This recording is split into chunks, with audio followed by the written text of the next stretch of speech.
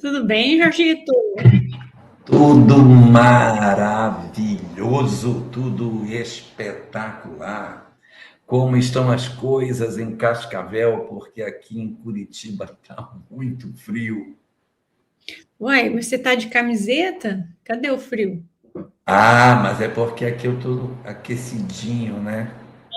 Aqui. Ah, Você não está ouvindo um barulho do negócio? O meu aquecedor virando? tá certo. Então Ó, pode ser isso. aquecedor ele bem do ladinho aqui para dar uma aquecida. Maravilha.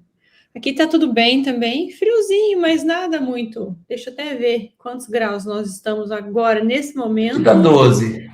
14. Tá um pouco melhor. Diferente. Será que tem gente aqui com a gente? Eu acho que não vai vir ninguém hoje, olha.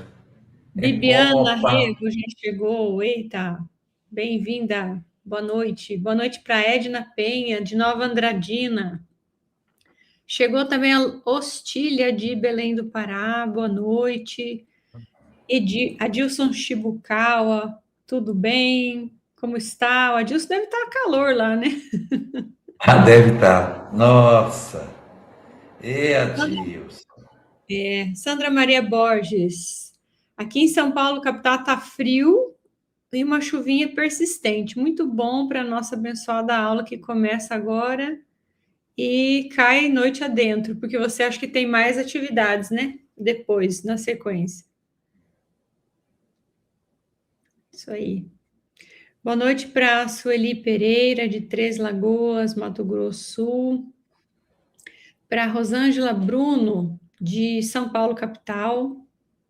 Kátia Catalani, do Rio de Janeiro. Boa noite para a Gisele Carajá, de BH. Nice Buster, de Curitiba. Ana Cecília, de Lins, São Paulo. Adelson Passos, de Itabaiana. Olha, você esteve por lá, Você não foi, sabe né? de quem é de Itabaiana? Sim, a Ilenói Costa. Illinois. Ilenói Costa. Estive Ela lá na, mesma. na casa espírita dela. A casa espírita dela fica dentro de uma rua assim, que é tipo um beco, sabe? Aí você vai num beco, o fundo do beco é a casa espírita que ela trabalha. Daí, quando eu fui lá na casa dela, ela pegou o pessoal do centro espírita, veio para a pista para me recepcionar na pista. Quando o carro parou para entrar na rua, eles estavam todos na rua, toda ela no meio com todo mundo. Eles Que foram, festa. eles foram tipo batedor do carro, assim, sabe que é? Que Foram fazendo a legal. escolta do carro por dentro do beco até chegar no centro espírita. Aí foi muito legal. Que delícia. Ana Cristina Aragon, boa noite. Boa noite para Bianca Rinaldi também. Feliz demais pela nossa aula, diz ela. Maria Eugênia Damasceno, boa noite. Boa noite também para Maria Amélia Barbosa Pereira. Ela disse que ontem foi ver Sexo e Destino. Ela é de Atibaia, São Paulo. Você também esteve E ela lá. gostou, né? Pelo jeito, Maravilhoso. sim, maravilhoso. Ângela Serrano Nunes, boa noite. Vou assistir amanhã porque hoje tem reunião. Tá bom. Nos vemos no futuro, então. A Bianca diz que é de Petrópolis, Rio de Janeiro. Maria Eugênia de Niterói, também no Rio de Janeiro, e ela disse que ela está 21 graus e chovendo muito. Pois é. Vanja Cláudia, acho que é isso, de Recife.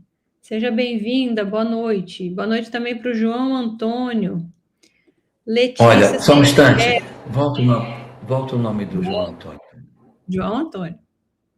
Olha, ele coloca a primeira letra maiúscula, isso ajuda muito. Isso é verdade. Facilita a identificação e separação, né? É. Letícia, um beijo para você. Mãe da Luísa Salatiel, muito bom. E do Vinícius e do Luiz Gustavo também. Tem mais dois Vinícius e do corpinhos lá. Luiz Gustavo. Isso aí. Turma Iris toda. Lima, Natal, Rio Grande do Norte. Carolina Fernandes, boa noite. Boa noite para Renata Rodrigues, para Gildarte de Piracaia, São Paulo.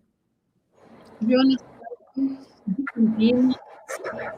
Carolina Fernandes de Alegrete. Aparecida de Fortaleza. Isso, nossa, lá do Maredomos, Hotel Maredomos. A Kátia Catalani diz que fizeram festa para te receber. É isso mesmo. Ele merece. Evenise Berlese, que boa noite a todos, abraços de Porto Alegre. Coisa boa. Luiz Fante, boa noite. Boa noite também para Sônia Maria de Queiroz. E para Brasília Bonfim, Salvador. Ana Lúcia Lessa, boa noite. Boa noite, Maurício Franco. Um abraço para você. Fazia tempo que não te via ao vivo aqui. A Aparecida está perguntando onde que eu estou lendo. Estamos no YouTube, não tem esses nomes. Estou lendo no YouTube aqui. Esse nome, Aparecida Maredomos Hotel 5750, deve ser o seu login no YouTube. Aí, agora, essa plataforma mudou. Antigamente, ela dava direito de você colocar um nomezinho. Agora, ela pega o próprio login. Ficou ruim depois disso. Mas é esse nome que está aparecendo aí, ó, Aparecida. Esse nome que está aparecendo aí que é o que a gente está lendo. E nós estamos lendo no chat ao vivo, que é o que aparece logo em seguida. Aparecida Gobete, Rio de Janeiro. A Letícia mandou beijo para todos. E disse que está com saudade. A gente também. Sônia Maria Pardini, de Curitiba. Hermínio Figueiredo, Ribeirão Preto. Luiz Fante, de novo, de São Paulo. Uai. Heitor Barreiros Júnior, de Belém do Pará. Luciana Pasquim, de Tupã. É Tupã, né? Tupã, São Paulo. Leonor Veiga, de Campinas. Maria Madalena, de Belo Horizonte. E Mirna Sant, acho que é assim, de Florianópolis. Ela diz que é de Ribeirão Preto, melhor. Mirna Santana. O Adilson diz que lá tem 4 estações, as 4 estações são quentes, fazendo 30 graus hoje, e começou o período de estiagem da Amazônia, que vai até novembro. Nossa! Aí fica sempre quente, né? Nossa, fica muito seco lá. O João Antônio Braga diz que foi ver o filme, achou muito bom e recomenda. Cidinha está por aqui também. Olá, Cidinha, bem-vinda. Edith Boschetti, de Florianópolis, e também tem a Iramaia Consuelo, de Salvador, Bahia. Ok. Por enquanto, chat vencido. O que nós vamos falar hoje, Jorgito? Hoje nós vamos fazer o último tópico do amor infantil. Para quem está chegando agora, não tem intimidade com o nosso programa, nós estudamos aqui a série psicológica de Joana de Ângeles, só que de maneira agrupada, de 4 em 4 obras. Estudamos as 4 primeiras obras, que foi o estudo que fizemos sobre Jesus e Atualidade, o Homem Integral, Plenitude e o Momento de Saúde e Consciência, que é o 4º volume. Depois, abraçamos mais outras 4 obras, que seriam as obras O Ser Consciente, Autodescobrimento, Uma Viagem Interior, Desperte e Seja Feliz, Vida, Desafios e Soluções. E aí entraremos agora no 4º pacote, formado por Amor Imbatível Amor, O Despertar do Espírito, Jesus, a Luz da Psicologia Profunda, não é? E mais o 4º volume da série. Só que o Amor Imbatível Amor, ele foi tão rico, mas tão rico, que nós pegamos a terceira temporada e quebramos em 2. Terceira A e terceira B.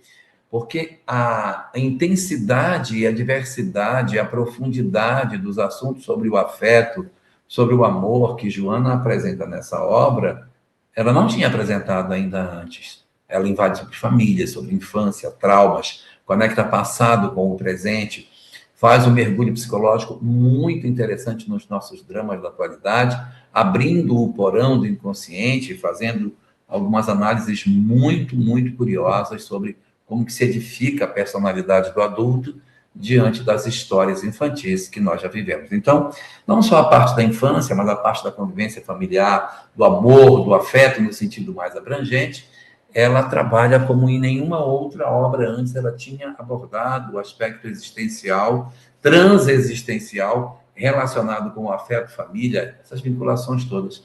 Então, nós achamos por bem fazer uma mudança nesse terceiro bloco, porque regra existe para ser quebrada.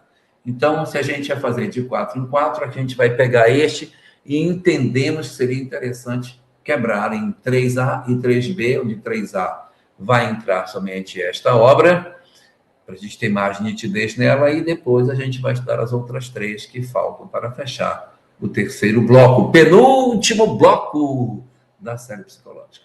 Então, Adriane, aí a gente vem estudando, nós viemos estudando assim a questão evolutiva, surgimento da consciência, surgimento do afeto, processo de desenvolvimento do afeto, período da animalidade dentro de nós, processo de surgimento das condições de hominialidade, para que a gente chegue nesta etapa evolutiva em que nós estamos, para que a gente consiga ter uma interpretação mais clara sobre isso.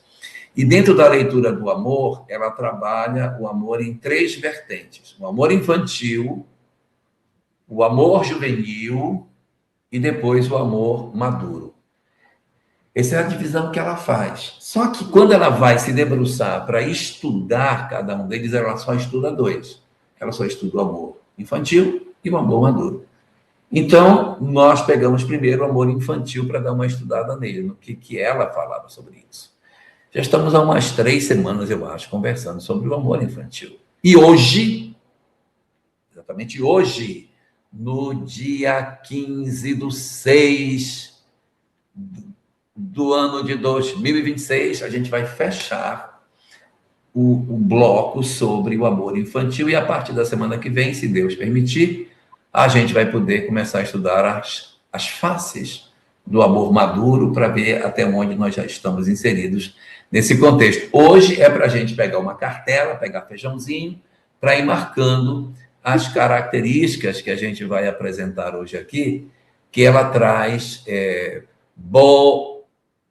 A Nice foi lá pro congresso, né, o seminário catarinense, fez uma amiguinha lá, segundo ela, né, que é a Edith Boschetti, e a Edith é a primeira vez que ela está ao vivo. Então, meu Deus!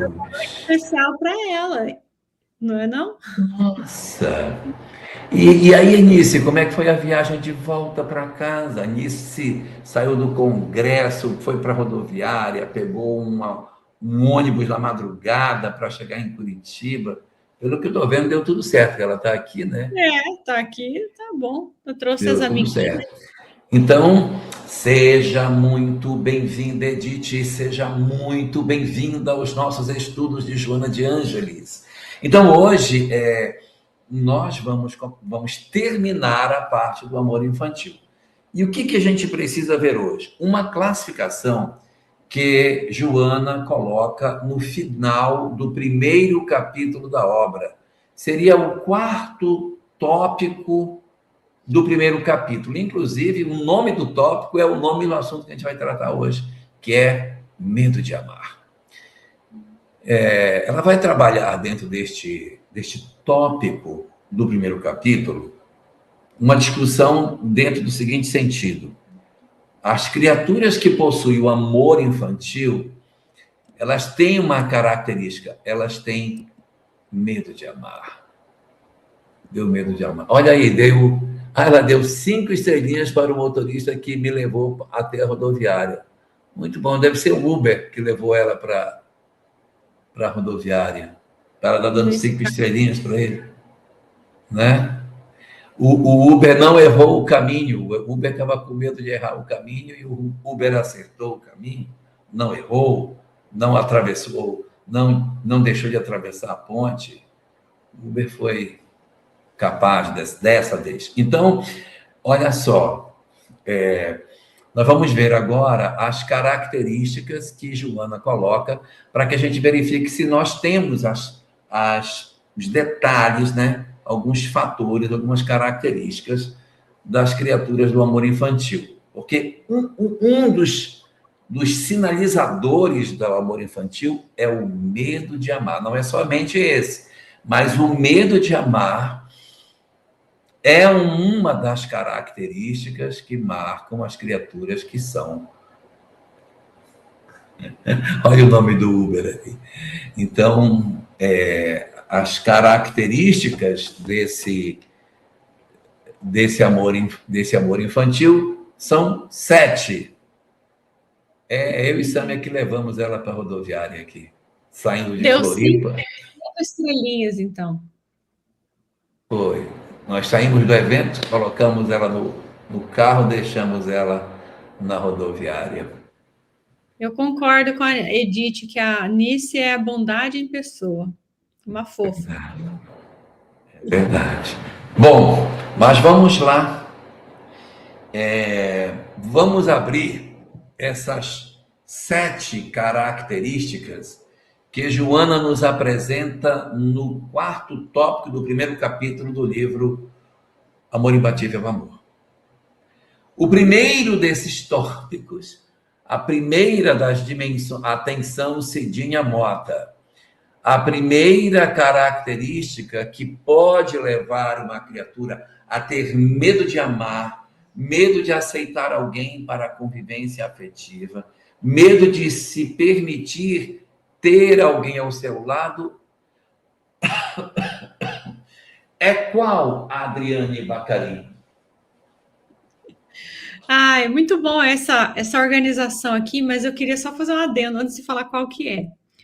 Que o jeito que a gente separa aqui é uma forma didática da gente estudar e ir fazendo, colocando o feijãozinho na cartelinha, como você sempre propõe, né? Mas a Joana, ela entrelaça todas elas, né? No texto, quando a gente vai ler, ela entrelaça todas. A primeira que a gente vai trabalhar hoje é uma experiência de traumas de infância. Vamos lá colocar, né, a pedrinha no trauma de infância, mas espera um pouquinho, deixa a gente trabalhar um pouco. Muito do que a gente aprende no contexto espírita, nós vamos falando que tem sempre, a grosso modo, né, de forma genérica, 2 pontos em que a gente identifica como uma problemática no quesito traumático.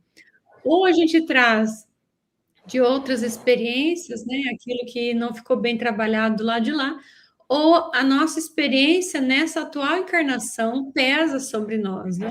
Às vezes a gente tem pais que são pais exagerados aí na forma de cobrar, abusivos, violentos, e tudo isso vai dando, nossa, uma série de questões para nós que vai trazendo os traumas. E no que se refere ao amor, dentro desse campo da educação que a gente recebeu, essa relação primal, que é pai e mãe, ou pessoas que fazem a função materna e função paterna, ela fica muito marcada, né? E às vezes pela ausência afetiva, pela ausência real, porque às vezes a pessoa está ali, mas ela não está afetivamente. Ou está, mas diante do comportamento, da conduta, nós fazemos não temos um vínculo afetivo estruturante. Então, os traumas de infância, ele pode nos trazer, sim, esse medo de amar, porque todas as vezes que se tentou amar, se avançou nesse quesito, a gente é como se não pudesse, né, Jorgito?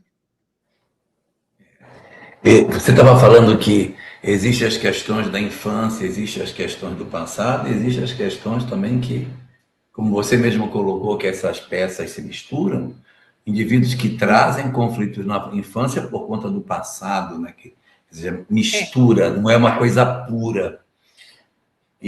Mas olhando assim, digamos assim, fator por fator, olhando a questão da infância, meu Deus, São diversas as possibilidades na infância que podem gerar um processo de trauma na criatura. Então, digamos, você foi fruto de um processo de abandono. Você nasceu e você experimentou um abandono. Este abandono, por conta de uma adoção, por conta de uma ruptura na relação dos pais, sei lá o que aconteceu, deixou uma lacuna no indivíduo. Então, a criatura cresce com alguns comportamentos, Paulo Witter, que podem sinalizar as nossas dificuldades de relacionamento. E aqui é importante observar que a psicologia nos relata que existem situações em que a pessoa nem sabe que ela é adotiva, ela nem sabe que existiu um abandono, mas ela registra uma sensação de abandono. Mas de onde que ela tira isso? Então, esses processos, na leitura que a doutrina espírita nos concede pela visão espiritual da vida, descerra diante dos nossos olhos a percepção de que sim, mesmo que o indivíduo conscientemente ele não tenha uma informação no ouvido dele de que ele sofreu um processo de abandono, ele registra psicologicamente isso, fica registrado na alma, não é? Isabel Patrício Marques. Às vezes, uma gravidez indesejada. Às vezes, você tem um relacionamento, ou nem tem um relacionamento, você engravida, não quer manter aquela relação, se frustra diante dela, às vezes até tenta uma interrupção da gestação, tenta, ou nem tenta, mas se amargura diante da circunstância. E todas essas histórias que são inconscientes, elas se depositam no fundo do nosso eu e podem, eu disse podem, produzir traumas e dificuldades que a criatura se apresente no amanhã. Isso eu estou falando da questão da gestação, do abandono. Não estou nem me referindo à infância propriamente dita. Estou me referindo ao processo de chegada. O casal se relacionou e ainda na gestação ele foi embora. Ela, de repente, mesmo não tendo ido embora, ela não quis a criança, ou ele não quis, ameaçou de abandoná-la. Então, tem muitas histórias. Às vezes, ela levou a gestação até o final, mas ela entrega para a adoção. Uma adoção que acontece e que ninguém conta. Às vezes, acontece de uma irmã mais jovem que engravida e a irmã mais velha diz, passa para mim que eu cuido. Ou a mãe diz, deixa que eu cuido como se fosse meu, para não atrapalhar os teus estudos. Então, ocorre um rearranjo familiar em que o filho se torna filho da tia ou filho da avó, e aí as coisas se reorganizam, chama a mãe pelo nome, chama a avó como mãe, o avô como pai, gera algumas coisas dessa natureza. Embora a gente não tenha isso conscientemente organizado em nós, existe alguns sinalizadores de que a gente acaba guardando alguns traumas desse processo, né? A gente não imagina o quanto que a infância ela é determinante nesse processo todo. Né? Sim. Eu acho que a gente podia trazer aqui que os traumas da vida, eles são inevitáveis. Sabe por quê? Nós somos ainda muito... temos muito para percorrer para sermos mais fiéis naquilo que está ocorrendo na vida, no sentido de que, como eu trago uma lente distorcida da experiência do passado, eu tendo a interpretar as coisas atuais com essa lente do passado. Sobretudo na fase em que somos crianças e que não temos maturidade emocional e neurológica suficiente para interpretar certas coisas. Então, a criança olha, mas ela vê só uma parte da relação, uma parte do contexto familiar, e você trouxe exemplos ali interessantes que também São muitas camadas que envolvem, às vezes, as relações, como, por exemplo, os segredos que nunca são contados, né? Nos casos em que tem uma adoção e que a criança não toma conhecimento, ou que ele é filho da irmã mais nova e que a avó assumiu, desorganiza essa necessidade de organização familiar que não está tendo. Então, a criança fica confusa, ela não entende muito bem as regras, ela não entende bem de quem filho ela é. Às vezes, muitas pessoas dando regras também para ela, ela não entende muito bem, ou facilitando demais a vida dela. Então, mas nós estamos aqui falando que muitos de nós trazemos o medo de amar porque temos traumas infantis. Então, a Joana, nessa parte, traz traumas infantis podem acarretar o medo de amar, porque todas as vezes que tentou, não foi bem receptivo. Ou ele nem tenta, nesse caso, se considerar que ele traz esse medo do passado, ele já nem tenta porque ele tem medo, né? Ele tem um comportamento evitativo, ele tem um comportamento de que não consegue se entregar na relação, ainda que seja um amor familiar, ali com as pessoas com quem ele convive, não é? Porque a gente fala de amor e sempre remete à ideia da relação afetiva, de par, mas não só, né? A gente tem medo de abraçar a mãe, de abraçar o pai, porque às vezes traz aí uma sensação de que aqueles pais ali sente, né, de alguma maneira, alguma coisa que impede, enfim. Esse é o ponto, né? Bom, mas aí o menino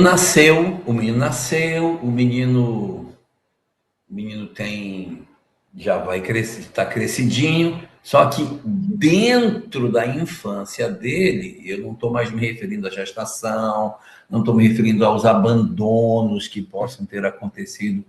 Estou considerando uma família que o menino se encaminhou dentro dela. Quantos traumas existem ali dentro? Traumas de maus tratos, traumas de abandonos aparentes, né? Pai trabalha demais, mãe trabalha demais, não vê o menino, a babá que cuida e aí acaba. Eu estava vendo hoje com a Sâmia um negócio bem interessante, um cara comentando, tem um experimento, todo mundo fala desse experimento, o experimento do macaquinho, não tem a história do macaquinho que foi colocado na jaula com uma macaca de arame, não é isso? Uma macaca... Tem vários. Né? Tem um que eles colocam pelúcia também, tem vários, né? Não Isso, bota macaca de arame, bota macaca de pelúcia, mas que não dava leite, aí ele ficava numa, só saía para mamar e voltava e tal. E o cara estava fazendo uma comparação disso com a sociedade brasileira, na qual a família se torna unicamente a provedora, mas não de afeto, e ela contrata pessoas que dão um afeto para a criança. Então, a criança desenvolve um afeto de maternidade com a babá, desenvolve um afeto de maternidade com a pessoa que, de certa maneira, se responsabiliza pelo cuidado da criança durante o dia. Então, guardadas as devidas proporções, uma é a macaca de arame, a outra é a macaca de pelúcia, que vai oferecer a ele o que ele precisa estar com aquela macaca de arame, mas quem vai dar afeto para ele é a outra pessoa, né? Não é aquela primeira. Então, a gente vai ter muitos traumas aí de falta de afeto. Vamos ter os traumas dos vícios. Às vezes você está dentro de uma família, não importa se ela é economicamente bem ou mal, não estou preocupado com isso, mas que existe um vício, bebida, então tem muita violência, tem discussão, assiste os pais brigarem, assiste violência física. Então você vai desenvolvendo, eu não quero isso para minha vida, eu não quero isso para minha vida. Às vezes os pais separam, eu conheço vários casos desses. Os pais separam e os filhos dizem, eu não quero casar com ninguém, porque eu não quero passar pelas experiências que meus pais passaram. Então, são histórias que vão retraindo a afetividade, a pessoa na escola fica arredia, não se relaciona com os colegas, mantém um distanciamento, tem o desempenho escolar piorado em função dos conflitos familiares. Então, aí você vai tendo a criatura que naturalmente nasceu para amar, nós nascemos para amar. O que vai acontecer conosco? Uma retração de um movimento natural que é nosso, porque o homem, desde a sua mais remota ancestralidade, vive em bando. Nós não temos nenhum ancestral nosso que vivia sozinho. E quanto mais numeroso era o bando que nós vivíamos, maior a chance de êxito do bando. Observa-se que na história natural, que os bandos menores, eles podiam ter uma doença e morrer todo mundo. Aí o bando acabava. Bandos mais numerosos, mais pessoas podiam caçar, mais pessoas poderiam prover, e os mais doentes eram cuidados. Mesmo na época da pré-história, nós temos evidências de cuidados nesse período pré-histórico. Então, há, com certeza, muitas experiências que evidenciam para nós que nós nunca vivemos isolados. A natureza isolada não pertence à nossa organização social. Nós não somos o tigre, nós somos mais parecidos com o leão, que anda de bando.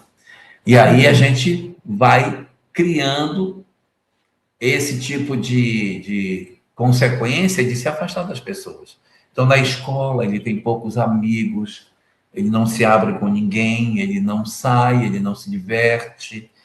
Então, ele também não procura ninguém para comunhão afetiva em função das histórias traumáticas que ele pode ter vivido.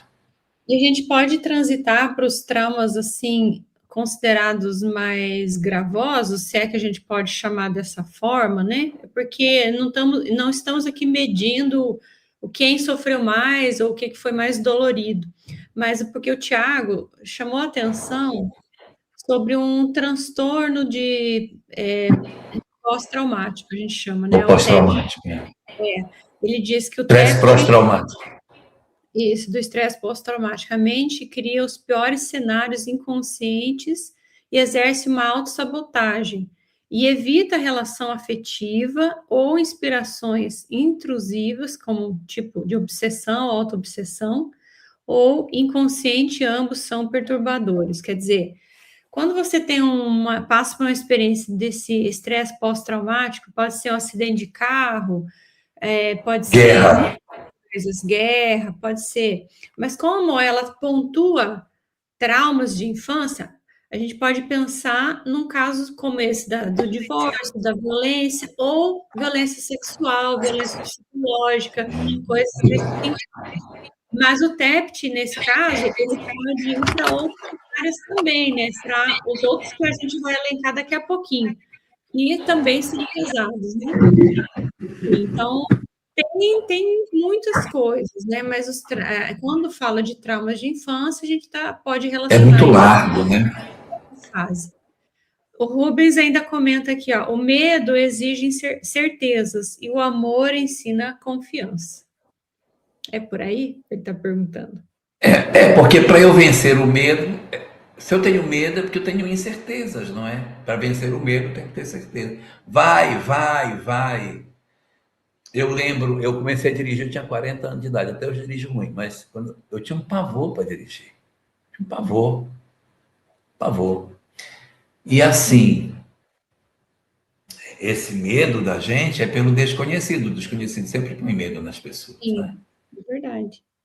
Com certeza. Até, às vezes, a gente fica numa situação difícil porque tem ganho secundário, porque tem uma acomodação, mas também por medo, né? Porque a gente tem trocar aquilo que eu já conheço, por pior que seja, ele dá uma ideia muito de falta de base. É como se a gente não soubesse mais nem quem é. E daí, o que vai sobrar de mim? Porque eu vou ter que me desconstruir muito. Então, a gente tem muito medo mesmo. Tem umas histórias aí.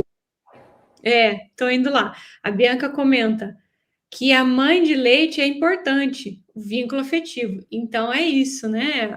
A gente chama de maternagem, né? Quando, por exemplo, às vezes a mãe não consegue amamentar, a mãe biológica, ou porque é uma criança adotiva, e a gente tem várias histórias de mães adotivas que também amamentam, né? Várias histórias interessantes, mas o pai também pode amamentar, entre aspas, com a mamadeira mesmo, né? Porque o importante é o vínculo afetivo, é o olho no olho, é a atenção, é a interação e o afeto que a criança sente ali.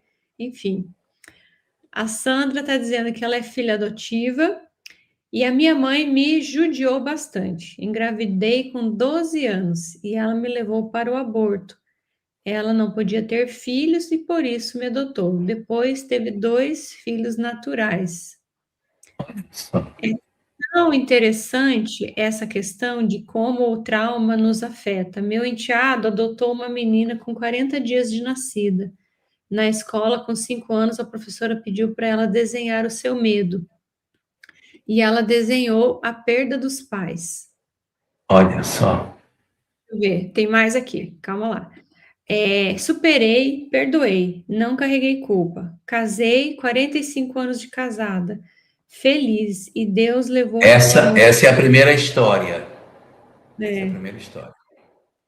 me deu 2 presentes, 2 filhos maravilhosos. E hoje, uma prima me persegue por causa da herança, porque sou adotiva, mas registrada. E ela acha que eu não mereço participar da partilha, né? Fazer o quê? É uma Vale a situação lei. complexa. Uhum. É uma situação complexa, né? Mas que vale a lei, você está certo. É isso. Não é a Aí opinião tem uma da dela. Terezinha. Terezinha Falker tem uma aqui também. Espera lá que tem também a guirlanda que está para trás aqui, ó. De certo modo, sempre foi assim. Antigamente tinha a empregada que era mãe de leite da criança e as amas que cuidavam das crianças porque a mãe tinha que estar sempre arrumada para a sociedade. Leandro também traz aqui. Minha primeira vez aqui sobre o tema, tenho minha mãe com 86 anos com demência. Cuido dela, mas o amor parece que não existe. O que você diz isso? Você quer falar dessa ou quer que eu vou na outra e depois volto para essa? Deixa eu falar logo com o Leandro. Tá, Primeiro, deixo sim. primeiro dizer para ele que ele é muito bem-vindo aqui, que a gente fica muito feliz com a participação de todos. E o que você tem hoje, cuidando de sua mãe com 82 anos, 86 anos e demente, é não esperar que esta mulher que você cuide ocupe o lugar de sua mãe. Você precisa retirá-la do lugar de sua mãe, porque se você colocá-la no lugar de sua mãe, você não só vai ter, em relação a ela, uma tendência de obediência, que é sua mãe, segundo, a expectativa de que ela lhe entregue um afeto que talvez ela não possa lhe entregar. Então a gente precisa olhar que agora é minha mãe adoecida, é a pessoa que eu cuido, não é mais a minha mãe no sentido pleno dela. É a minha mãe, mas é minha mãe adoecida. E eu não posso esperar dela aquilo que ela não consegue entregar. E ela não vai entregar mais, nem mais, nem dizer assim, não, mas ano que vem. Não vai. É daqui vai degradando em função da demência que ela tem. E aí, o que você precisa é de um grupo de suporte. Porque cuidar de alguém nessas condições exige muito, é muito cansativo, é muito difícil. Ainda mais que não tem afeto, né? Não tem Ainda mais afeto, com então tem muita limites. É muito aí difícil. tem ofensa, tem agressão, tem teimosia, tem reclamação, tem. Cansa demais, cansa demais. E aí você precisa, tanto quanto seja possível, ter cuidadores para que você consiga descansar. Se você ficar o tempo todo, você vai chegar a um ponto que vai dar um burnout em você. Dividir com os irmãos é uma outra alternativa, não é? Para ver se consegue. Não consegue dividir com os irmãos, peça para os irmãos bancarem, pelo menos, cuidadores para ajudarem você. Meus irmãos moram muito longe, não dá. Então, banca um cuidador 2 vezes por semana, que aí eu descanso 3 vezes por semana, eu dou uma descansada, para não ficar o tempo todo direto, porque senão a gente chega a um ponto que a gente já não suporta mais nem ouvir a voz da pessoa em função dos estresses vividos. Se nada for possível, e isso estiver prejudicando a estrutura do seu lar, talvez você tenha que pensar na possibilidade de uma internação para ela. Mas esse vai ser o último caso. Se nenhuma alternativa for possível, se você esgotar todas as possibilidades e não der, vai ser o jeito. Mas você, independente disso, é de um grupo de apoio. Não sei se você é espírita, mas se for, sugiro que você se integre na casa, que você tenha um grupo de pessoas que você sinta que amam em você, para você abraçar, ser abraçados, estar no meio de pessoas que gostam de você, para que abasteça a necessidade de afeto que todos nós possuímos, tá bom, Leandro? Isso é o que a gente pode, por enquanto, apresentar para você. Aí você vai analisando o que você consegue fazer neste caso, tá bom? Terezinha disse: minha irmã teve um filho do namorado aos 18 anos e os pais do rapaz o enviaram para a Argentina para estudar medicina. Meus pais adotaram o bebê como filho e ele passou a ser nosso irmão e nunca soube. Ó. Nunca soube. Quando a E nossa mãe acabou? morreu, não. Quando a nossa mãe morreu, eu contei para ele, com cuidado, dizendo que ele tinha uma mãe verdadeira e uma verdadeira Mãe. Pera, Ele tinha uma mãe verdadeira e uma verdadeira mãe. tá. Deu certo, e ele procurou e também conheceu o pai. Olha só, Bom, muitas as questões, né? eu conheço um caso, era lá de Belém do Pará, que a mãe adotou uma menina, nunca contou. Aí quando foi nos 15 anos dela, no dia dos 15 anos, a menina pronta para descer para a festa. Ela disse, tem uma coisa para contar para você. Olha a hora que ele escolheu. Você é adotiva. Meu pai. Não teve festa, não preciso dizer. É. A Terezinha também continua aqui. Eu tenho uma filha adotada que a mãe deixou no hospital. Eu fui com ela e peguei para eu criar. Não escondi a mãe dela, mas ela não quer saber da mãe e teve muitos problemas com isso. Foi difícil. Mas agora, com 30 anos e muitos psicólogos, ela está bem. Eu a coloquei agora com o meu sobrenome porque ela também é herdeira. É isso, é da Sim, lei. sim, sim. Deixa eu ver se tem mais alguma coisa. O Leandro disse muito obrigado para você.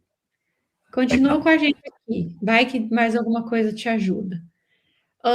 Tem mais coisa, tá? O povo está bem participativo, eu gosto. Elton Costa disse: ainda hoje tem crianças criadas por terceiros. Minha filha tinha alguns amigos, filhos de juízes do interior, que moram na capital com a trabalhadora do lar. Ah, os filhos moram na capital. Tinha carro para levar para a escola.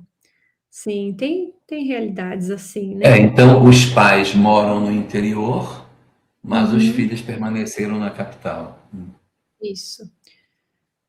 A Warna também está dizendo assim: relacionamentos difíceis vão gerando insegurança nas futuras relações. Sim, fica sempre aquela sobra, né? Cuidar de idosos sempre é difícil. Se não ama, é mais complicado. Risco de esgotamento e maus tratos. É porque você vai perdendo a noção, né? Você vai perdendo a dimensão e o limite entre uma coisa e outra. E quando a gente tem, por exemplo, em alguns casos, uma exaustão muito grande, a privação de sono, a falta de alimentação, ou então um espaço mental mesmo para você ter outra coisa, você perde a noção da realidade também e adoece mentalmente. Sabe? Quando a gente tem, por exemplo, alguém doente que está no hospital, nossa, você vai ficando sem psicológico. Essa é a questão, né? Não demora, você não entende o que está acontecendo, alguém dá um parâmetro, no outro dia tem outra realidade. A pessoa às vezes faz um tratamento longo, não sabe se vai sair dessa. Então, é uma série de coisas, né, que são cansativas mesmo. Você ia falar, né, Jorgito? Pode falar. Olha, existe uma questão no cuidar de idosos, que existem idosos que são um amor de pessoa para cuidar, um amor de pessoa. São amorosos, são maravilhosos. Então, é gostoso você cuidar de um idoso com essas características. A minha mãe tem 94 anos, mas a minha mãe é mais lúcida do que eu. É muito legal conversar com ela, porque ela. Engraçado que quando eu vou visitá-la, os meus amigos vão lá na casa dela para me ver, e aí sentam com ela, e quem aconselha os meus amigos é ela. Eu digo, mãe, conversa aí com fulana que está com problema com a filha. Aí ela vai lá e conversa. Conversa que faz. Então, é ela que conversa, é. Aí ela diz assim, mas isso é um absurdo, você não pode deixar sua filha fazer isso com você, você tem que dar jeito. Aí ela fala e ela coloca as coisas. Aí outra vez ela liga para mim, ela quer discutir geopolítica internacional comigo. Você viu, meu filho, essa guerra? Porque não sei o que. Eu digo, mãe, não esquente de cabeça com isso não, mãe. A gente não vai conseguir mudar isso não. Não esquente de cabeça. Mas eu me revolto. Eu digo, mãe, tudo bem. Então, assim, é muito interessante conversar com ela. É gostoso você ter uma pessoa idosa que tem essa característica. Agora, você conviver com uma pessoa idosa, difícil, teimosa, que briga, que cria confusão. E minha mãe diz assim, meu filho, a última coisa que eu quero é incomodar os outros. Eu faço tudo para não incomodar, eu me conformo com tudo. Tudo que me dão, me conformo. Então, assim, é muito fácil até você lidar com um idoso com essas características. Então, tem idosos e tem idosos, né? Isso mesmo. Ó, o Rubens está dizendo, creio que o medo de se entregar muitas vezes disfarça o orgulho de não querer ser vulnerável ou o egoísmo de querer receber afeto sem correr o risco de se doar. Somos muito complicados. Você está pisando na linha. Nós estamos na primeira característica, são 7. São 7. Deixa lá, vamos falar mais. Não vou falar Tem mais, nada. tem Vai. mais. Ó. Sônia Mara. Fui muito maltratada por uma pessoa que dizia que era filha de criação e não é verdade, eu era empregada desde 9 anos. Ah, tá, acho que ela... Tá, entendi. Ela foi maltratada pela pessoa que dizia que ela era filha de criação, mas que não era verdade, porque ela fazia ela de empregada desde os 9 anos, né? Acho que é isso, né? Eu entendi assim. Não, eu entendi diferente. De que ela era empregada. E Isso. a outra dizia que ela era Ela empregada. era empregada, mas que ela eu escutava que ela era filha de criação, só que não, ela era empregada. Não, era só empregada. É, isso mesmo. Exato. Porque de afeto não tinha nada, né? Pelo jeito, né? Foi maltratada, passou por violência, é uma pena. Mas hoje você olha no espelho e diz: tudo isso que eu passei, hoje eu olho para trás e superei e sou uma pessoa muito melhor, porque eu dei conta de superar, né? Um beijo para você. A Estela tá aqui, olha a Meu Estelinha, um Deus, que é beijo. Luxi. A Sandra tá falando aqui, Jorge, o que leva uma mulher não conseguir engravidar? Inconformada, praguejando, e quando adota uma filha e essa engravida e leva para o aborto. Interessante, né? O acolhimento não seria mais esperado? Acho que ela tá falando da história dela mesmo, né? Mas é exatamente isso. Como que eu não consegui e essa menina vai querer ser mãe? Uhum. É uma certa inconformação com o fato de ter dado certo para o outro, não ter dado para mim, né? Por que que eu não consegui e ela conseguiu? Às vezes a gente não faz por maldade, mas porque nós somos frágeis, né? O homem é muito mais frágil do que perverso. E como a gente Inveja. não tem é inveja. Na verdade, a raiz do comportamento é a inveja. E como eu não consigo lidar com esse fato, e eu tenho governança sobre a vida do outro, não. Eu determino o aborto no outro ou na outra, exatamente porque eu não consegui, como é que ela, que não é nada, vai ter? É. Complicado. Mas aí, importante perdão aí, tá? Importante trabalhar perdão, porque no fundo, ela sofre muito. Isso é um indicativo de sofrimento. Segundo Joana, toda atitude violenta esconde por trás sofrimento. Tá que tem uma atitude violenta? Então tem sofrimento por trás. Um homem integral, tá? Uhum. Toda atitude violenta esconde sofrimento. Silvana Godoy diz: minha mãe, agora com 80 anos, perdeu os 2 pais. Primeira Silvana Godoy está conosco? Meu Sim! Deus do céu. E eu não estou nem com uma roupa de seda. Meu Deus, boa noite, Silvana Godoy de Conchal, meu Deus do céu. Seja muito bem-vinda. Que bacana ter você aqui. Que legal. Vamos lá. Então, ela está contando a história da mãe dela. A mãe dela, hoje, com 80 anos, perdeu os dois pais. Primeiro a mãe, da qual ela não tem lembrança, e depois o pai, quando ela tinha 15 anos. Minha mãe foi órfã praticamente durante toda a vida, e isso marcou fazendo um pouco de eco quando eu falo. Vou fechar aqui, vamos ver se melhora. Obrigada. Minha mãe foi órfã praticamente durante toda a vida, e isso marcou a trajetória dela. Hoje, com 80 anos, dos, dos irmãos e depois da geração seguinte, a qual eu me enquadro.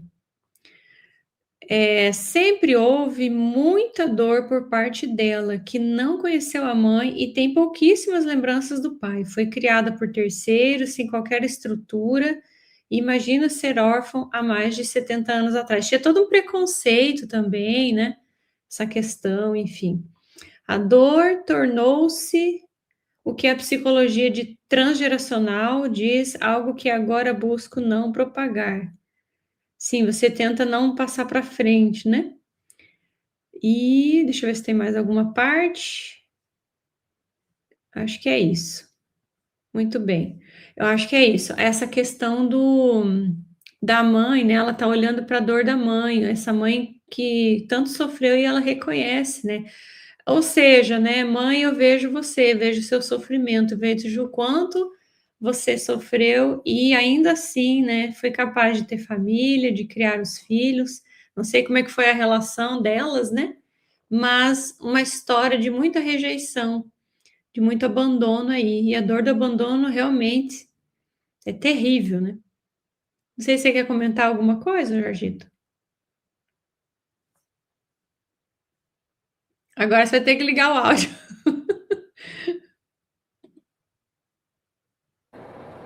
Agora eu quero fazer uma entrevista. Eu quero lhe perguntar se, diante de tudo que nós ouvimos, se a infância causa algum trauma no aspecto afetivo da criatura. Por favor. Quem que você está entrevistando? Eu? Uai, a infância, não a infância propriamente dita, mas as experiências que a gente vive na infância, sim, né? Você vê quanto relato aqui Você de. viu? Pois é. Se a gente for procurar, não tem uma família que não tem uma experiência. Por isso que eu falei lá atrás que os traumas, na verdade, eles são inevitáveis.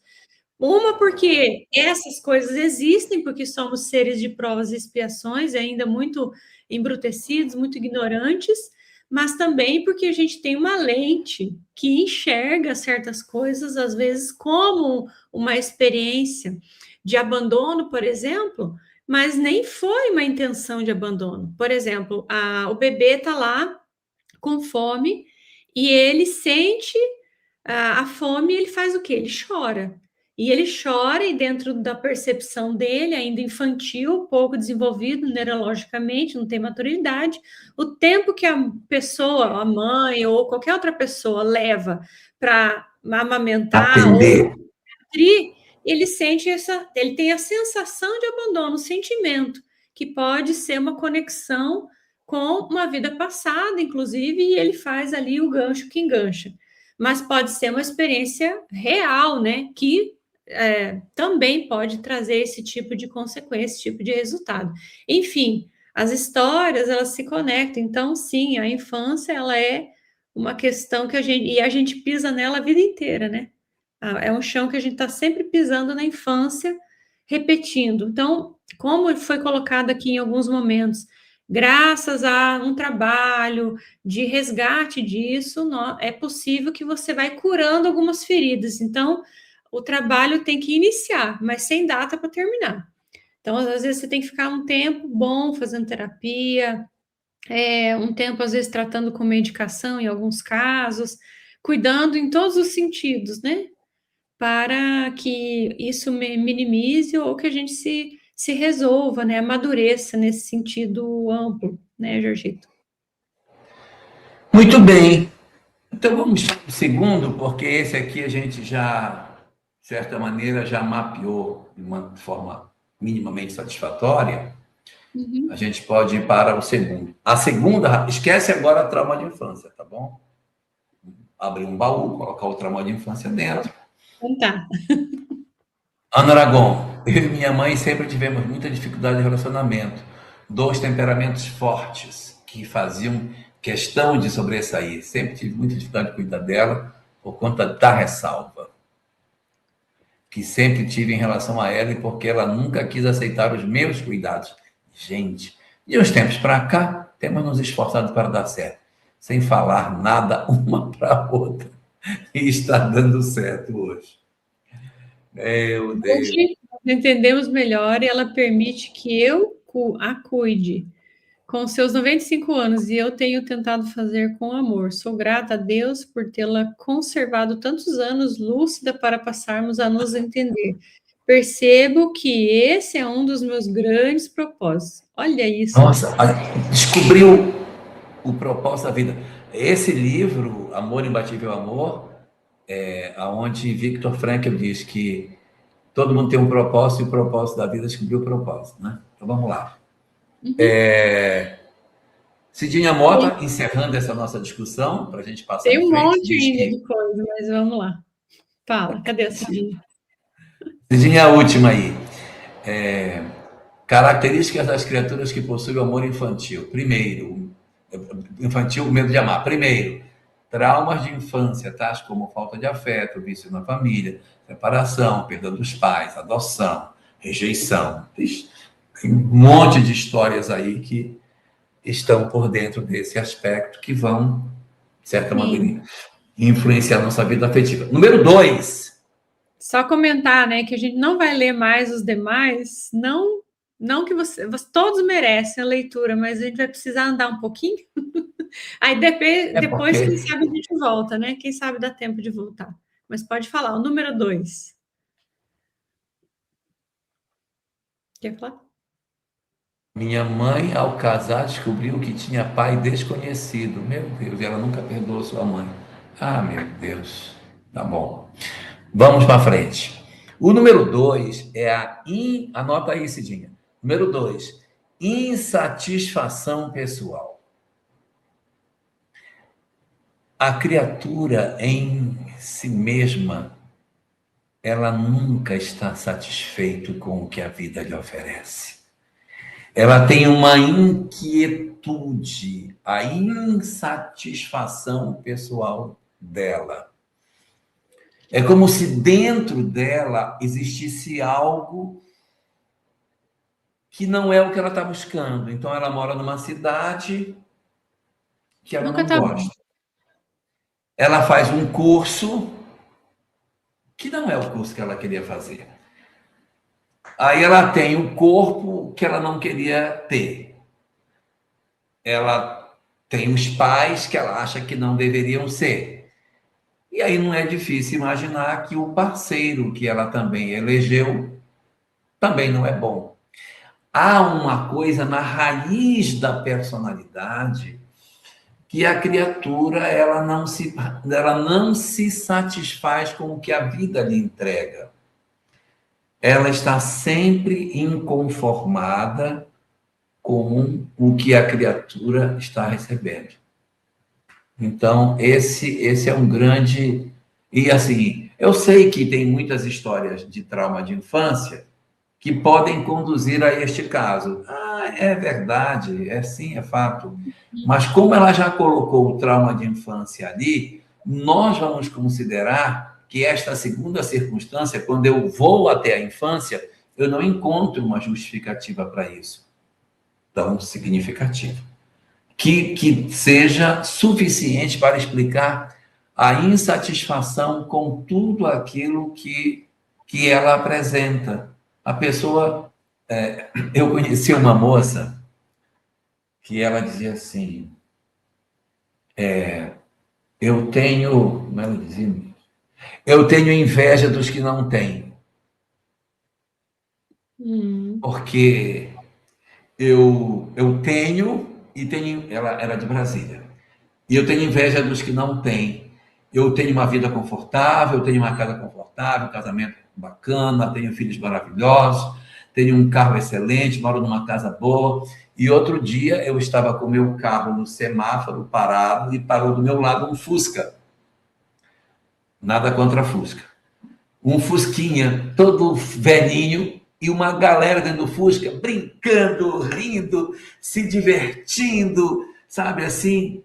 E aí ela, de dentro do carro dela, olhou para o carro e disse, eu senti inveja do Fusquinha. Eu queria não ter o carro que eu tenho, para poder ter um Fusquinha, onde eu pudesse sentir a alegria que eles estavam sentindo. Então, existem alguns de nós que trazemos uma alma insatisfeita, uma alma que traz dentro de si uma busca interminável que ela não consegue encontrar nem a razão pela qual eu não tenho justificativa, mas eu sou insatisfeita com a vida que eu tenho e, evidentemente, não posso desconsiderar que a pessoa é insatisfeita com os amigos, é insatisfeita com a casa espírita que participa, ela é insatisfeita com tudo. A vida, na verdade, é uma grande chatice. Então, aí você irradia essa insatisfação pessoal para todas as suas relações, tocando, evidentemente, os aspectos emocionais. Perfeito. No livro mesmo, Amor Imbatível Amor, ela refere essa insatisfação pessoal fazendo conexão com a imaturidade psicológica. Como tem a ver, né? Então, essa insatisfação, ela é dela com ela mesma, é como se ela trouxesse isso, às vezes até de uma experiência do passado, de coisas que ela viveu, das experiências passadas, na reencarnação anterior, não só as atuais, né? E é o que ela diz, mas tudo, o ponto central aí está na imaturidade psicológica. Então, porque se eu olhasse para as outras pessoas, identificando ali algo que eu tenho de sobra, não estou nem falando de material, né? Mas, por exemplo, a presença dos pais, eu poderia estar indo mais ao auxílio dessas pessoas que se auxiliam. Então, por conta dessa dificuldade de identificar o que a gente pode fazer com aquilo que possui, a gente fica procurando desculpas e coisas e outras realidades e etc., que nunca vão saciar, porque eu sou um indivíduo que traz a insatisfação pessoal como uma marca registrada, né? Então, eu não estou satisfeito comigo, nem com as coisas, nem com as pessoas que estão à minha volta. É triste isso, né? Porque o tempo inteiro você procurar alguma coisa que dê um pouco de satisfação, mas que você não tem como preencher, então precisa de amadurecimento, essa é a verdade, né? Só para te avisar que teu áudio está fechado, tá? Acho que você quer falar já. Ah, sim. Todas essas questões, elas mostram exatamente o quanto nós ainda somos seres, vou usar uma palavra forte, que está me faltando a palavra exata, eu não sou espírito superior para usar a palavra certa, mas o quanto nós somos incompletos, o quanto nós somos ainda incapazes de nos bastarmos. Pronto, achei enquanto nós somos insatisfeitos. Como nós somos insatisfeitos? Porque quando a gente é jovem, a gente quer ter idade, porque quando é jovem, não quero ter idade. Aí quando tem, aí quer ser jovem. Aí quando tem uma poesia, quando eu era menino pequeno, na faculdade tinha essa poesia. Essa poesia era em alemão, mas eu não sei alemão, evidente, eu só sei a tradução dela. A poesia era assim: quando eu era jovem, eu tinha tempo, mas eu não tinha dinheiro. Quando eu fiquei adulto, eu tinha dinheiro, mas eu não tinha. Não. Quando eu era jovem, eu tinha tempo, tinha saúde, mas não tinha dinheiro. Quando eu fiquei maduro, eu tinha saúde e eu tinha dinheiro, mas eu não tinha tempo. E agora que eu estou velho, eu tenho tempo. Eu tenho dinheiro, mas eu não tenho saúde.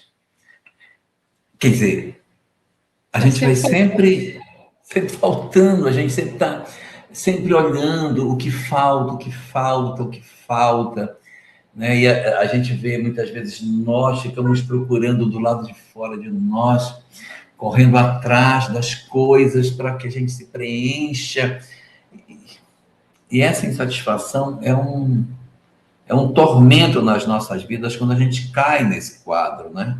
Quando nós nos permitimos esse tipo de circunstância na qual as nossas almas se percebem, de repente, totalmente fragilizadas diante da vida. Por quê? Porque eu estou sempre debruçado numa janela, sem olhar para aquilo que a vida efetivamente me deu.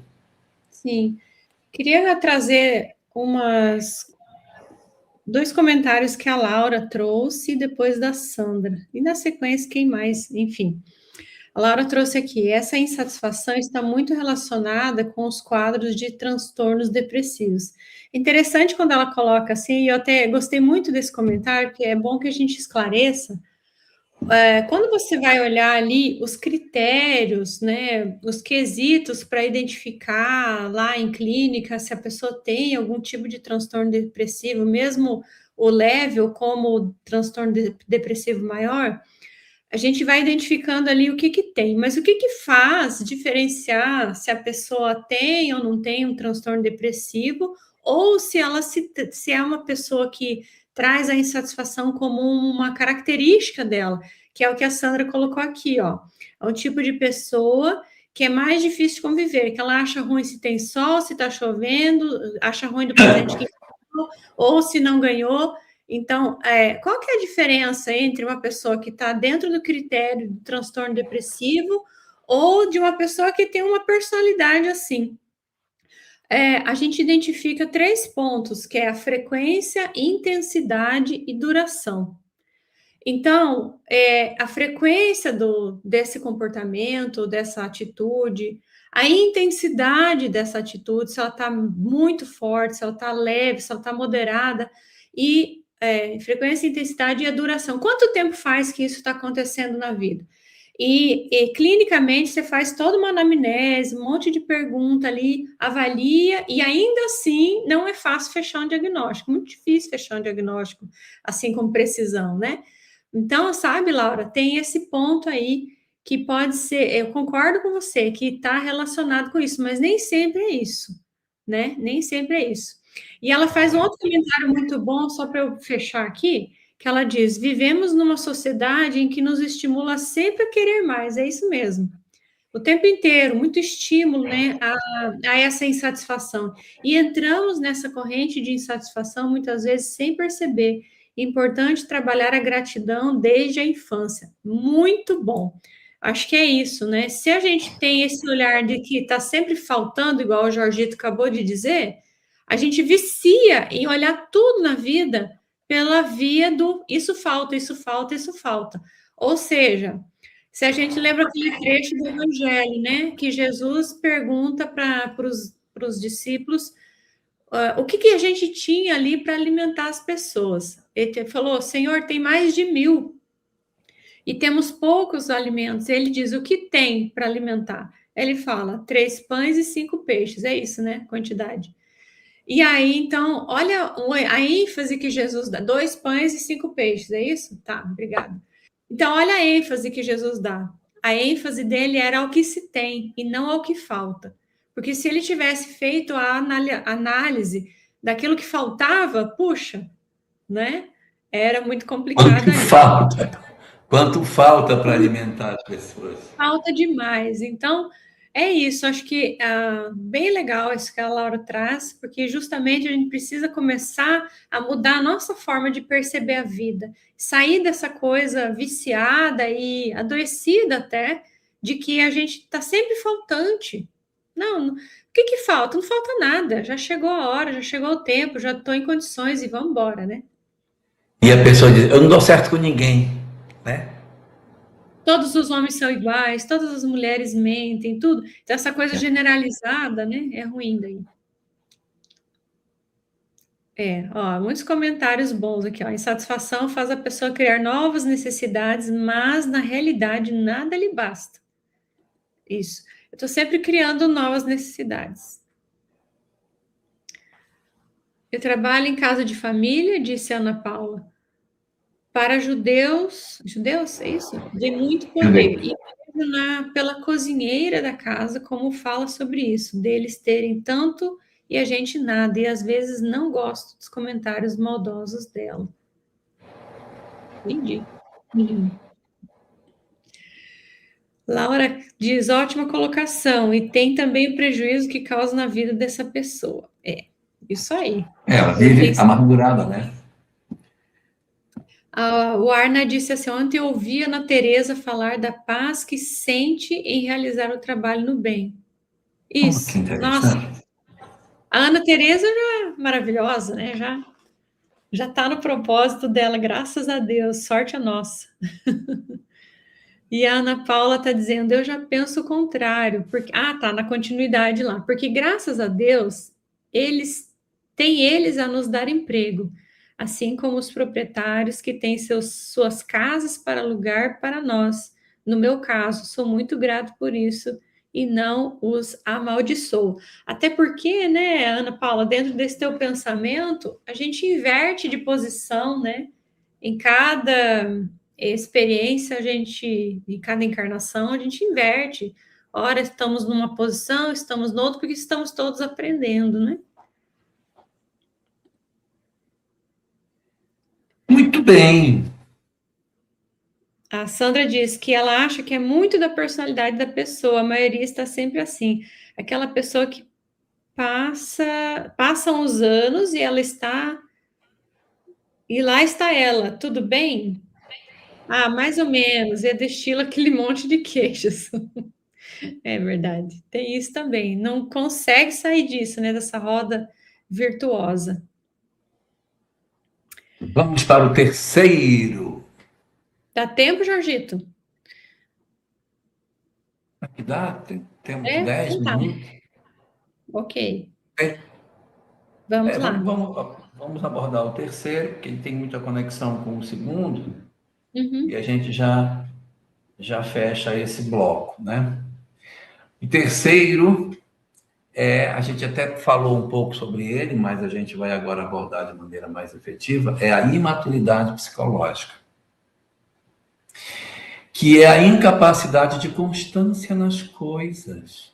Não é no sentido de desagrado, é porque é infantil mesmo. Como uma criança que tem um brinquedo, aí larga o brinquedo e pega o outro brinquedo.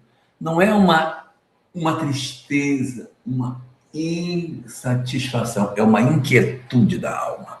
A alma é inquieta porque ela é imatura. E quando se é imaturo, se quer tudo. Se vive de maneira como se nós fôssemos precisar usufruir de tudo que a vida tem para poder ser feliz. Né? A cabala judaica diz assim, que todo mundo quando nasce com um propósito, cabala. E que esse propósito, a gente precisa descobrir qual é esse propósito. E como é que eu sei se eu descobri o propósito? Eu só vou descobrir que eu descobri o propósito quando eu perceber a desimportância das outras coisas. Enquanto todas as coisas me forem importantes, eu ainda não descobri o que é o meu propósito. Falávamos ainda agora de Ana Teresa Camasmi, né? Sente bem com o trabalho que faz. Pronto. Satisfaz com o que faz. Então, quando você exerce uma profissão que você se realiza com o que faz, quando você mora num local que você se realiza com o que faz, você tem a vida. Então, quando você está alinhado com aquilo que a vida lhe oferece, você está em paz com as experiências que a vida lhe traz. Mesmo que não seja o corpo perfeito, a casa perfeita, o marido perfeito, os filhos perfeitos, porque não é mesmo, mas a maturidade da pessoa permite com que ela enxergue aspectos positivos naquilo que a vida lhe dá. A imaturidade psicológica não aceita isso. A imaturidade psicológica quer que a mãe seja perfeita, que o pai seja perfeito, que o casamento seja perfeito, que o corpo seja perfeito.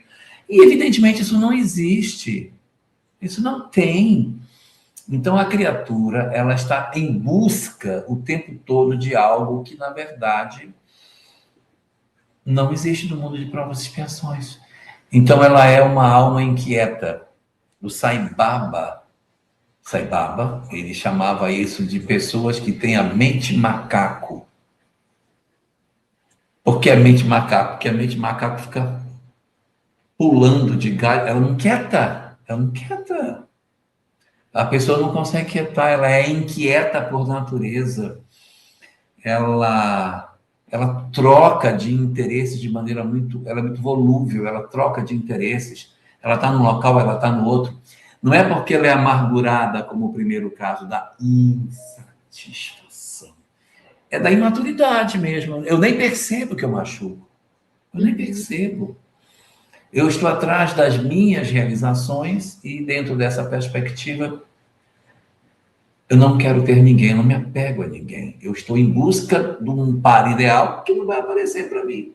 Eu não consigo me entregar a ninguém porque eu não consigo dizer eu vou ficar com esta pessoa. Ele não é perfeito, mas é a pessoa que eu vou ficar com ela.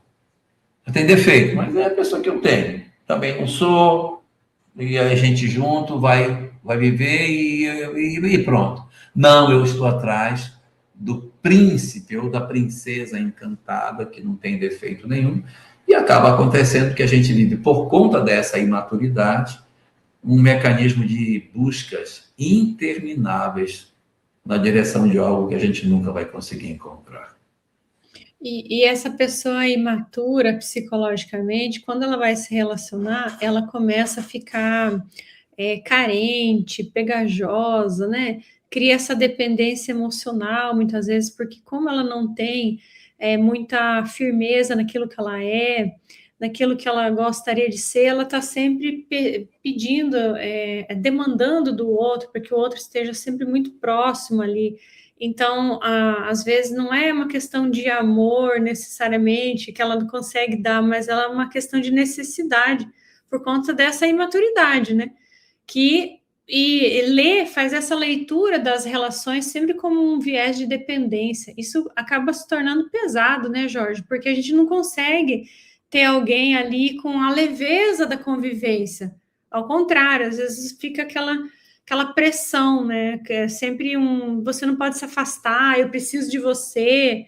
Eu digo que amo, mas no fundo eu digo que eu preciso de você. Isso sufoca a relação e começa a ter dificuldade. Então, o imaturo psicologicamente, ele faz chantagem emocional, ele faz sempre uma manipulação para ele conquistar aquilo que ele quer. Ele diz que vai fazer tal coisa se a pessoa deixar. Ele faz jogo de interesse, ele se afasta. É muito complicado, né, a convivência com as pessoas assim, desse perfil. E como a gente sempre fala, nós não estamos falando só das relações afetivas. Às vezes a gente tem uma mãe que faz isso, o pai que faz isso, o filho que faz isso. Se você fizer isso, eu vou te deixar, eu vou embora, nunca mais você vai me ver. Então, tem todo um jogo ali que pode acontecer. Está falando dessa imaturidade, dessa falta de zelo com o afeto do outro, né? Como a gente devia cuidar do afeto do outro, mas como somos imaturos, a gente acaba agindo dessa maneira, né, Jorge? Teu áudio, tá? A imaturidade nossa, ela se irradia em diversos campos, por sermos ainda crianças espirituais.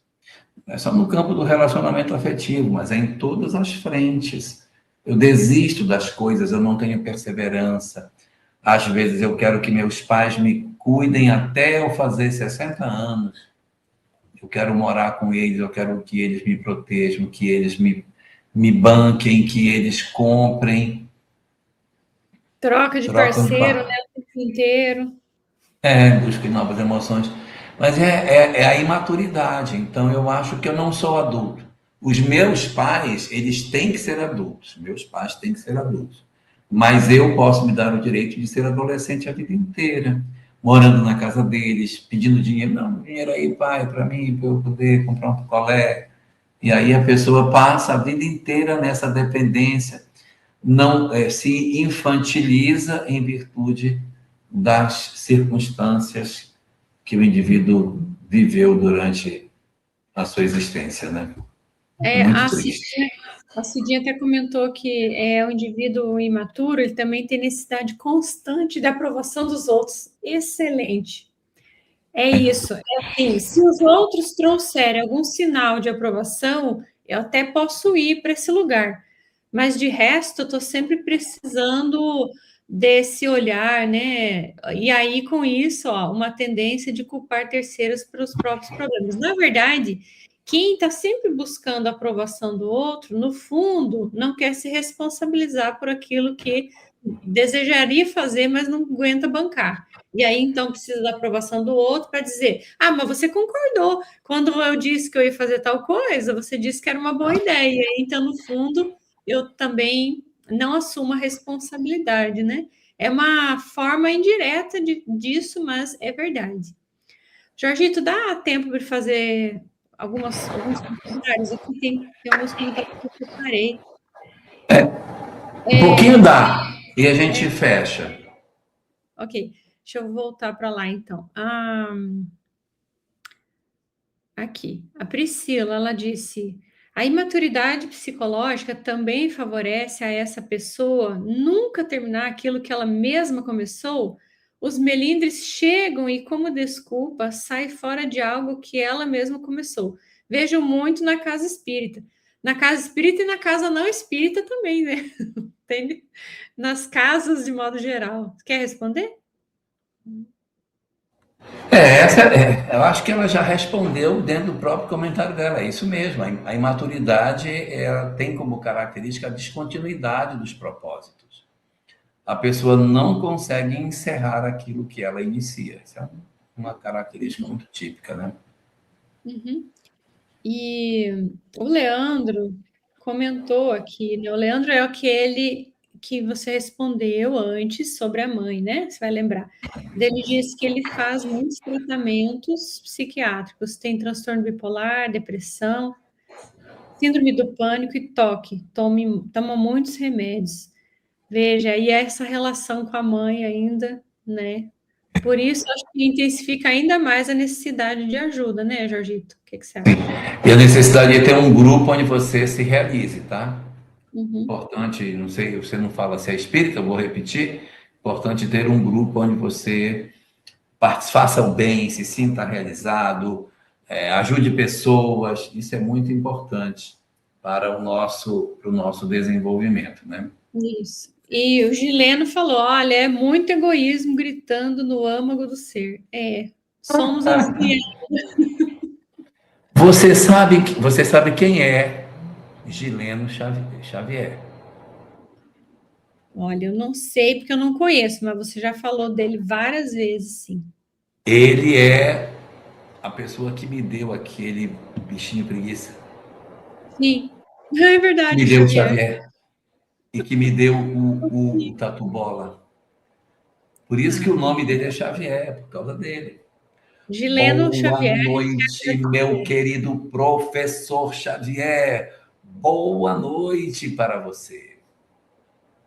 Como disse a Sandra, por isso é importante, né? Conhece a ti mesmo. A gente precisa se conhecer para entender que se a gente tiver traumas, né, dentro do ponto 1, se a gente tiver traumas de infância, se a gente estiver vivendo uma experiência que de insatisfação pessoal, que o tempo inteiro tá ruim, nunca tá bom, ou nós somos esses seres imaturos, dá para consertar, dá para melhorar, dá para viver mais leve, é importante. Então, essas três coisas foi o que a gente deu conta de falar hoje, eram 7, né? Mas o importante são as pessoas, e a gente não tem pressa, né, Jorgito? Eu pensei que a gente ia abordar em 5 minutos os 7, mas tudo bem. Rendeu. Semana que vem, eu disse, hoje a gente encerra. Não Semana que encerrou. vem, então, não, semana que vem a gente fecha, tranquilo. O importante é a gente ter essa oportunidade de conversar e de aprofundar as nossas reflexões. Vejam como é rico o estudo que Joana nos oferece, né? Muito legal, muito bom. Riquíssimo. Muito obrigada por todos aí que participaram. A Cidinha está pondo aqui, ó, terceiro ponto, né, que é a imaturidade, alma imatura, inquieta, egoísta, pois quer tudo aconteça dentro dos seus desejos. Essa Cidinha arrasa na síntese Espetáculo. que ela faz. Espetáculo. Isso mesmo. Então, obrigada, pessoal, que participou, quem vai assistir mais à frente, né? O pessoal do futuro. Obrigada a você, Jorgito. Bom trabalho aí, a continuidade, né? E a gente se vê mais semana que vem. Ah, não, a gente se vê amanhã, se tudo correr bem. Amanhã não, se vê a gente. Amanhã. Beijo, até. Tchau, tchau, pessoal.